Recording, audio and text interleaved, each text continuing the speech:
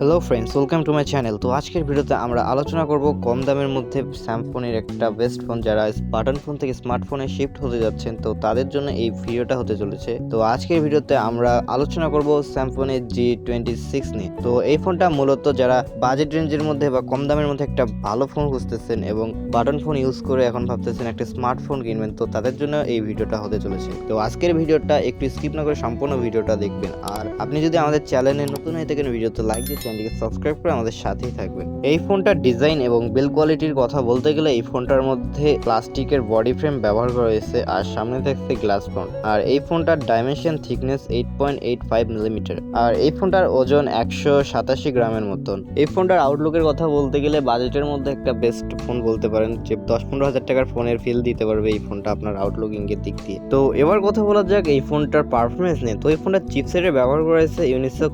SC9863A1। মূলত এই চিপসেটটা একটি অক্টাকোর প্রসেসর। এই চিপসেটটা রান করছে অ্যান্ড্রয়েড 13 গো এডিশনের সাথে। তো এটা একটি অ্যান্ড্রয়েডের লেটেস্ট আপডেট, যা এই কম দামের মধ্যে এই ফোনটা বাজেটের মধ্যে দিয়ে দিচ্ছে। এটা একটি ভালো দিক বলা চলে এই ফোনটার। তো এই ফোনটা দিয়ে আপনি যদি ভাবেন যে হাই গ্রাফিক্সে কোনো গেম খেলবেন, পারবেন না, কিন্তু আপনি মূলত বেসিক যেসব গেম আছে ওগুলো খেলতে পারবেন। কিন্তু পাবজি, ফ্রি ফায়ারের মতন যেসব গেম আছে ওগুলো এটা দিয়ে এতটা ভালো পারবেন না, বা না খেললেই বেটার। আপনি রেগুলার ইউজিং এর জন্য এই ফোনটা ইউজ করতে পারেন। এই ফোনটার স্টোরেজের কথা বলতে গেলে আপনি এই ফোনটাতে মূলত 2GB র্যাম এবং তার সাথে 32GB রোমের স্টোরেজ পেয়ে যাবেন, এবং তার সাথে আপনার 128GB রোমের স্টোরেজটাও পেয়ে যাবেন, যেটা আপনি মেমোরি কার্ডের মাধ্যমে বাড়িয়ে নিতে পারবেন। তো এই র্যামটা যদি একটু আপনার 3GB দেওয়া যেত তাহলে আরো ভালো বেটার পারফরমেন্স পাওয়া যেত এই ফোনটা থেকে। তো যা দেয়নি আর বলে লাভ নেই। এই ফোনটার ক্যামেরার কথা বলতে গেলে আপনি মূলত পিছনে ডুয়াল ক্যামেরা পেয়ে যাবেন 5 মেগাপিক্সেলের এবং 2 মেগাপিক্সেলের। তো মূলত এই ফোনটা দিয়ে আপনি টুকটাক ছবি তুলতে পারবেন, কিন্তু ভিডিওর কথা বলতে গেলে আপনি এটার মধ্যে 1080p 30fps ভিডিও রেকর্ডিং করতে পারবেন,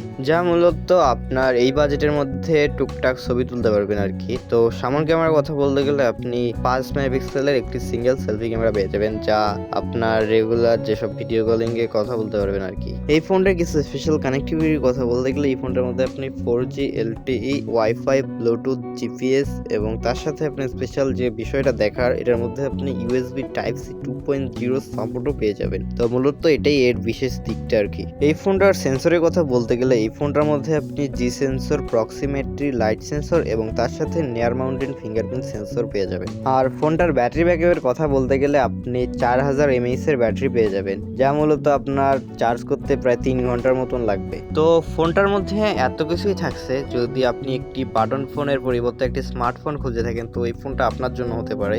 আর এই ফোনটা যদি আপনি নিতে চান তো এখন আপনি 3টি কালারে পেয়ে যাবেন, ব্লু, ব্ল্যাক এবং গ্রিন। আর একটা বিষয় ছিল এই ফোনটার ভিতরে, যেটা আমার প্রথমে বলা উচিত ছিল কিন্তু আমার খেয়াল ছিল না, তো এখন বলতেছি যে এই ফোনটা মূলত গ্রামীণফোন এবং সিম্ফনির কোলাবোরেশনে আসছে, যার জন্য আপনি পিছনে একটি গ্রামীণফোনের লোগো দেখতে পারবেন। তো আপনি যদি এই ফোনটা নিতে চান তো বাংলাদেশের বাজারে এই ফোনটার অফিসিয়াল প্রাইস হচ্ছে 6999 টাকা। আর এই ফোনটার দাম কিছুটা কমতে পারে এখন। আর এই ফোনটা আপনার একটা বাটন ফোনের পরিবর্তে স্মার্টফোনে শিফট হওয়ার একটা বেস্ট অপশন হতে পারে। তো আজকের মতো ভিডিওটা এতক্ষণ দেখার জন্য ধন্যবাদ। আর আমাদের চ্যানেলটিকে এখনো সাবস্ক্রাইব না করে থাকলে চ্যানেলটিকে সাবস্ক্রাইব করে পাশে থাকা বেল আইকনটিকে বাজিয়ে আমাদের সাথে থাকবেন। দেখা হবে পরবর্তী অন্য কোনো ভিডিওতে।